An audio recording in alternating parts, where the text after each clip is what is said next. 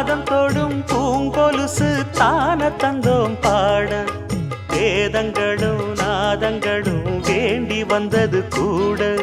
பாதங்களை பார்த்ததுமே பார்வலிய மேல வேதனைகளை மாத்திடும் அவ விரிஞ்ச செண்பகச்சோல பூத்ததையா பூவு அது கையழகு தூக்குதையா வாசம் அது மெய்யழகு நான் வந்தேன் வாழ்த்தி பாட நல்லத சொன்னே ராகத்தோடு கண்டே சீத போல கண்டதும் நின்னே சிலைய போல இந்திரலோகம் சந்திரலோகம் சுந்தரலோகம் போற்ற கலைவாணி